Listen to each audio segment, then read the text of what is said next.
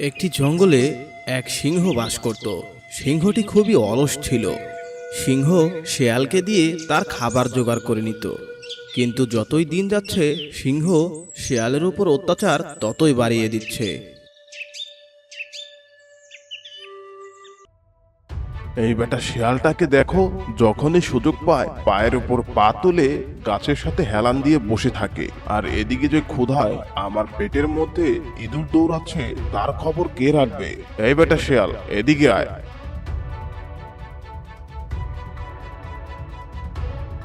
জি জি সিংহরাজ, কি হয়েছে বলুন। একটু আগেই তো আপনার জন্য শিকার করে নিয়ে আসলাম। এখন কি আপনার পেটে আবার ক্ষুধা লেগেছে নাকি? হ্যাঁ, আমার খুবই ক্ষুধা লেগেছে। যা, আমার জন্য শিকার করে নিয়ে আয়। এইবার একটু বড় সড়ো শিকার করিস, যাতে তুইও ভাগে কিছুটা পাস। আমি একটা শিয়াল হয়ে আপনার জন্য প্রতিদিন শিকার করে আনি, আর আপনি বনের রাজা সিংহ হয়েও তা বসে বসে খান। আর কতদিন এভাবে চলবে? তোর এত বড় সাহস, তুই কিনা আমার সাথে তর্ক করিস? আর একটা কথাও যদি বলিস তাহলে তোকে এখানেই শেষ করে দেব আমি। ভালো চাস তো আমার জন্য শিকার করে নিয়ে আয়। যতদিন আমি বেঁচে আছি ততদিন তোর মুক্তি নেই, এটা মনে রাখিস। সিংহের এরকম বকা খেয়ে শিয়াল গেল শিকার করতে।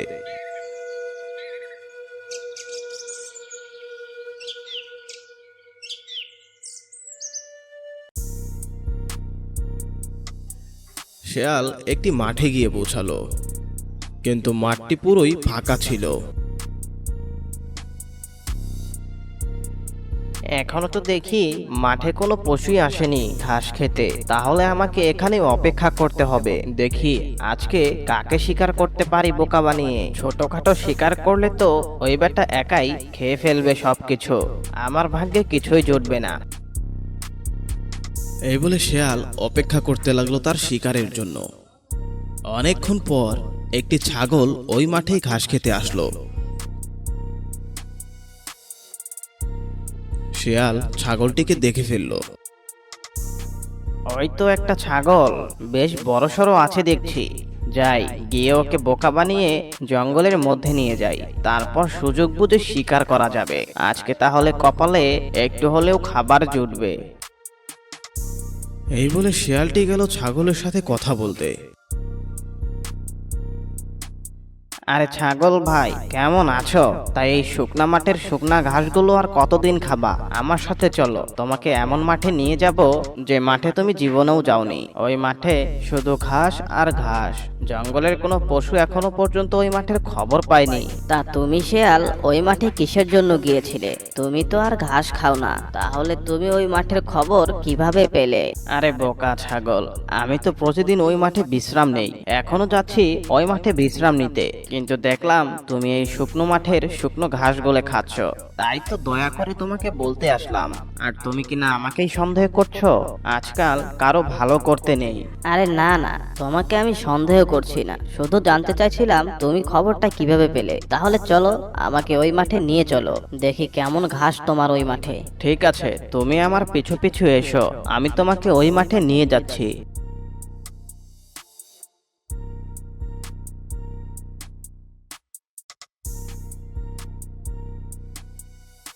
এই বলে শিয়াল ছাগলকে নিয়ে গেল জঙ্গলের একটি ঝোপে। কি ব্যাপার শিয়াল, এখানে তো কোনো মাঠ নেই, আর না তো আছে ঘাস। তুমি আমাকে এখানে কেন নিয়ে আসলে? আরে বোকা ছাগল, তোকে কি আর ঘাস খাওয়াতে নিয়ে আসছি নাকি? তোকে এবার শিকার করব, তারপর তুই আমার আর সিংহের খাবার হবি।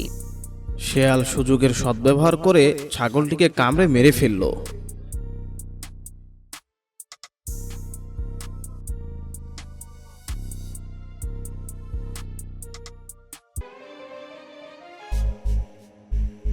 তারপর ছাগলটিকে নিয়ে গেল সিংহের কাছে।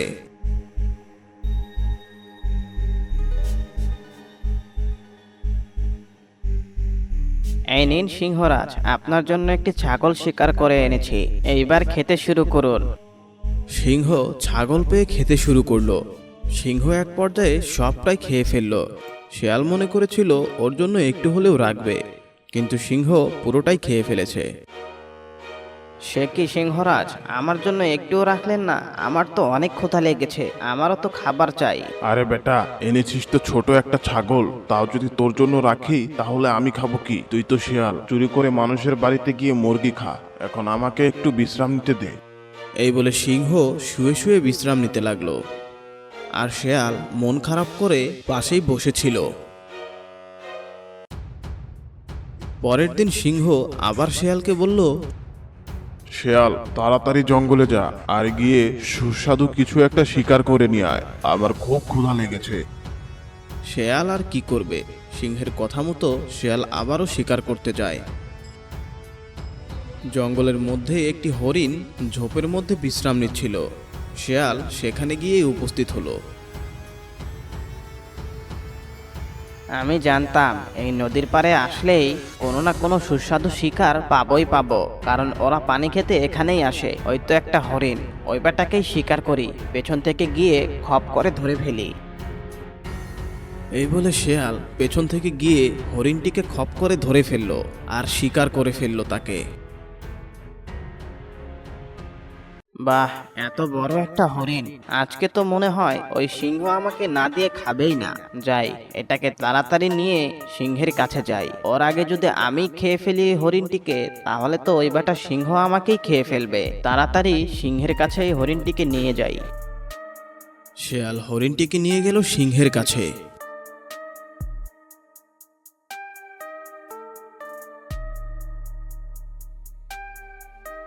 এই নিন মহারাজ, আপনার জন্য বড় একটা হরিণ ধরে নিয়ে এসেছি, তাড়াতাড়ি খেতে শুরু করুন। বাহ শিয়াল, খুব ভালো করেছিস। এত বড় একটা হরিণ, খুব ক্ষুধা লেগেছে, আর হরিণ হচ্ছে আমার প্রিয় খাবার। তাড়াতাড়ি বেটাকে খেয়ে নেই। এই বলে সিংহ মজায় মজায় সব হরিণটুকুই খেয়ে ফেলল, আর শেয়ালের ভাগ্যে কিছুই জুটল না।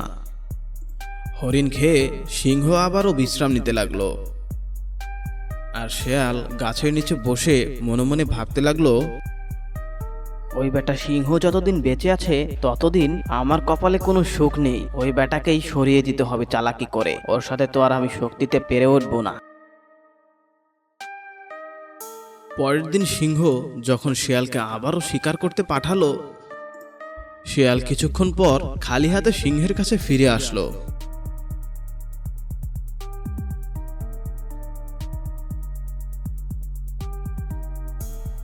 কিরে বেটা শিয়াল, আমার শিকার কই? তোর এত বড় সাহস, তুই কিনা শিকার না করেই আমার কাছে ফিরে এসেছিস? তবে তুই আমার শিকার হ। মহারাজ, নতুন একটি সিংহ এসেছে, ওর সাথে দেখা হয়েছিল আমার। ও বলল ওর জন্য যদি আমি শিকার করে না দেই তাহলে ও আমাকেও মেরে ফেলবে। তাই তো আমি পালিয়ে আপনার কাছে এসেছি, আপনি কিছু একটা করুন। কি এত বড় সাহস? এই জঙ্গলের রাজা আমি, আর আমার উপর দিয়ে ও কথা বলে? ওর এত বড় সাহস! কোথায় ও? আমাকে ওর কাছে নিয়ে চল, ওকে আমি এখনই শেষ করে দেব। ঠিক আছে, আমার সাথে আসুন, আমি আপনাকে ওখানে নিয়ে যাচ্ছি।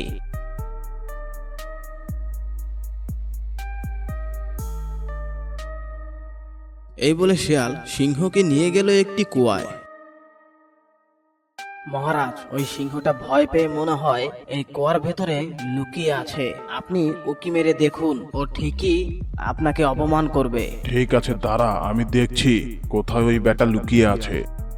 সিংহ উকি মেরে দেখলো কুয়ার ভিতরেও আরো একটি সিংহ। বোকা সিংহ বুঝতে পারলো না এটি তারই প্রতিচ্ছবি। আরে শিয়াল তো ঠিকই বলেছে, ওই তো একটা সিংহ। ও কিনা আমাকে ব্যঙ্গ করছে, আমাকে অপমান করছে। ওর এত বড় সাহস! এখনই ওই বেটাকে শেষ করব আমি। দাঁড়া, আসছি আমি ওখানে। এই বলে সিংহ কুয়ার মধ্যে দিল এক লাফ। ওরে বাবা, আমি তো ডুবে যাচ্ছি। এখানে তো কোনো সিংহই নেই, আমি তো ডুবে যাচ্ছি। শিয়াল, বাঁচা আমাকে, বাঁচা! আমি তো ডুবে যাচ্ছি।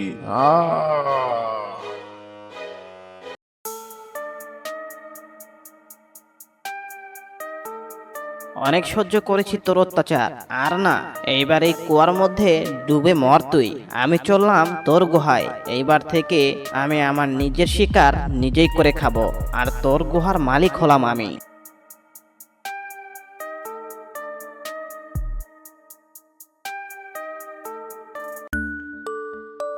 এরপর থেকে শেয়াল সিংহের গুহার মালিক হয়ে যায়। সে তার নিজের শিকার নিজেই খেত আর বাকিটা সময় পায়ের উপর পা তুলে গুহার সাথে হেলান দিয়ে সময় কাটাতো। তো বন্ধুরা, কেমন লাগলো আজকের গল্পটি তা অবশ্যই আমাদের জানিয়ে দিও। আর হ্যাঁ, এখনো যদি তোমরা আমাদের চ্যানেলটি সাবস্ক্রাইব করে না থাকো তাহলে অবশ্যই সাবস্ক্রাইব করে পাশে থাকা বেল বাটনটি অন করে দিও। গভীর জঙ্গলের একটি মাঠে একটি গরু থাকতো। গরুটি পাশের গ্রাম থেকে পালিয়ে এসেছে, কারণ তার মালিক তাকে ঠিকমতো ঘাস পানি খাওয়াতো না। তাই সে সেখান থেকে পালিয়ে এসে এই মাঠেই ঘাস খায় আর মাঠের পাশে গাছের নিচে শুয়ে শুয়ে বিশ্রাম নিত। এভাবেই কেটে যেত গরুর দিনগুলি।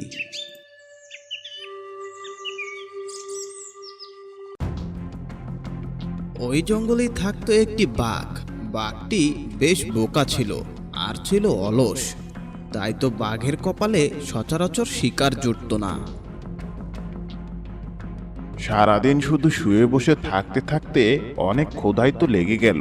খাওয়ার জন্য কিছু একটা ব্যবস্থা করতেই হবে। আর আমার হয়েছে পোড়া কপাল, ঠিক মতো শিকারও করতে পারি না, তাই তো খালি পেটে শুয়ে বসে থাকতে হয়।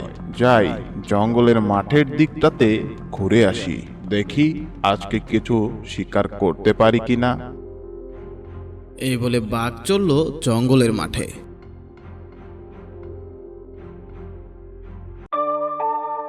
জঙ্গলের সেই মাঠটাতে গরু তখনও ঘাস খাচ্ছিল। বাঘ ঝোপের আড়াল থেকে দেখলো মাঠে একটা গরু ঘাস খাচ্ছে। আরে, আমি কি স্বপ্ন দেখছি নাকি? আজ তো বড় একটা গরু এই মাঠে ঘাস খাচ্ছে। এই মাঠটাতে তো আগে কোনোদিনও আসেনি। আজকে তো মনে হয় পেট ভরে খাওয়া হবে। তাড়াতাড়ি ওই গরুর সামনে গিয়ে গরুকে শিকার করে ফেলি। আর গরুটিকে আপোষে শিকার করতে হবে। লড়াই করতে গেলে ওর সাথে নাও পারতে পারি আমি। না খেয়ে খেয়ে অনেকটা দুর্বল হয়ে গেছি। আর ওর শিংগুলো তো দেখছি অনেক ধারালো। আগে ওর সামনে যাই।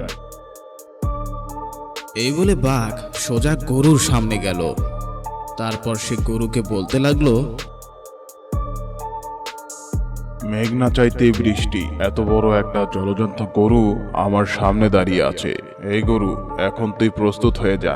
আমি তোকে শিকার করব, তারপর তোর মাংস আমি মজা করে খাবো। বাঘকে এরকম হঠাৎ করে সামনে দেখে আর বাঘের এরকম কথা শুনে গরু ভয় পেয়ে গেল। কিন্তু তবুও গরু বুদ্ধি করে বাঘকে বলল, আরে বাঘ মামা যে, তা তুমি আমাকে শিকার করবে না তো কে শিকার করবে?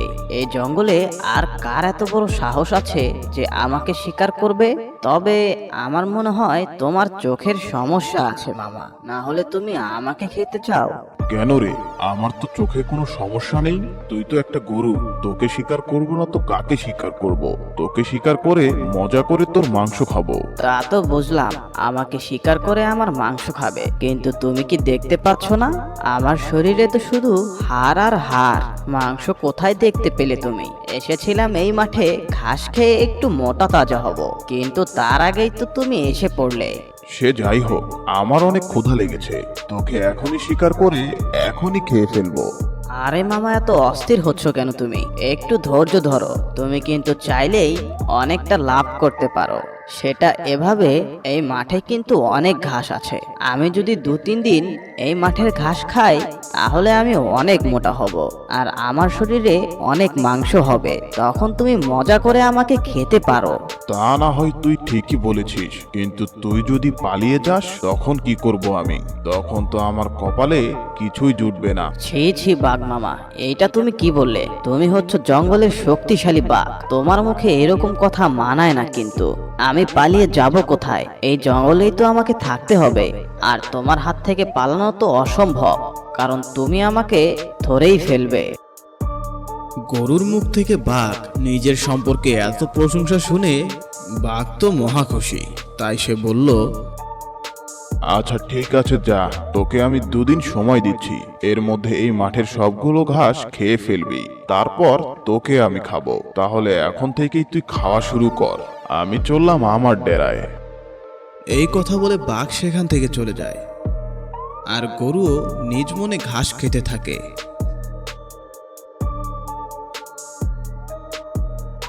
এভাবে চলে যায় 2 দিন।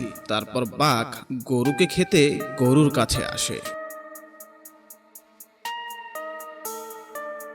কিরে গরু, 2 দিন তো হয়ে গেল, মোটা তাজা হয়েছিস কই? মাঠে যেমন ঘাস দেখে গিয়েছিলাম সব ঘাসই তো তেমনি পড়ে আছে। ঠিকই বলেছ বাঘ মামা, সকালে ঘাস খাই তো বিকেলে আবার নতুন ঘাসের জন্ম হয়। তবে তুমি কোনো চিন্তা করো না, আমি যথেষ্ট ঘাস খেয়েছি।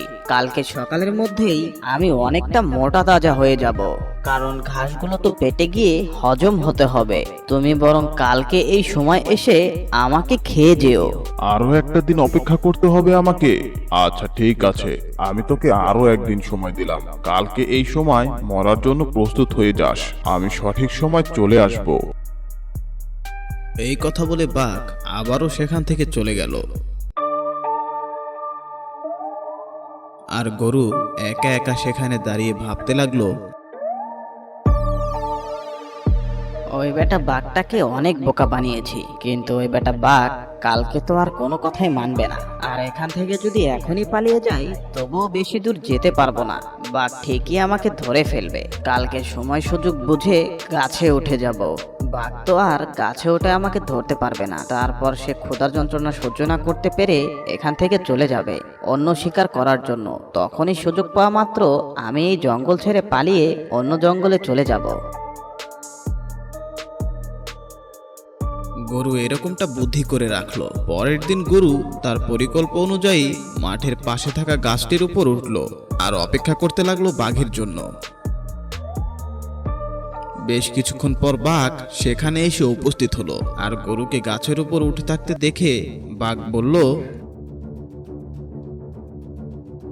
কিরে গরু, তুই গাছের উপর উঠলি কিভাবে? নিচে নাম, আজকের দিনে তোকে শিকার করব, তারপর তোর মাংস খাবো আমি। তাড়াতাড়ি নিচে নেমে আয় বলছি। না না বাঘ মামা, আমাকে কি তোমার মতো বোকা পেয়েছো নাকি? আমি নিচে নামি আর তুমি আমাকে শিকার করে ফেলো।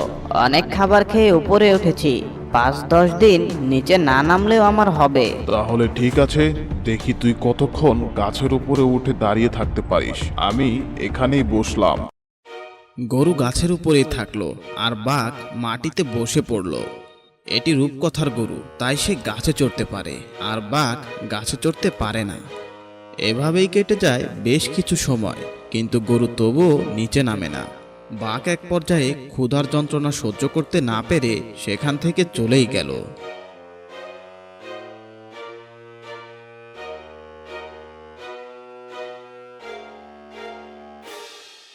জানতাম এই বেটা বাঘ একটা সময় চলেই যাবে। ও এই মুহূর্তে বেশ দুর্বল হয়ে গেছে ক্ষুধার কারণে। এখনই আমাকে নিচে নেমে এখান থেকে পালিয়ে যেতে হবে, ও আর আমার কোনো ক্ষতি করতে পারবে না। এ বলে গরুও সেই মাঠ আর জঙ্গল থেকে চলে গেল। তো বন্ধুরা, আজকের গল্পটি কেমন লাগলো তোমাদের কাছে তা অবশ্যই আমাদেরকে জানিয়ে দিও। আর হ্যাঁ, তোমরা আমাদের গল্প দেখো ঠিকই, কিন্তু চ্যানেলটি সাবস্ক্রাইব করতে ভুলে যাও। তো এখনো যারা আমাদের চ্যানেলটি সাবস্ক্রাইব করনি তারা অবশ্যই আমাদের চ্যানেলটি সাবস্ক্রাইব করে পাশে থাকা বেল বাটনটি অন করে দিও। তো দেখা হচ্ছে পরবর্তী ভিডিওতে। ততক্ষণ পর্যন্ত তোমরা সবাই ভালো থাকো, সুস্থ থাকো।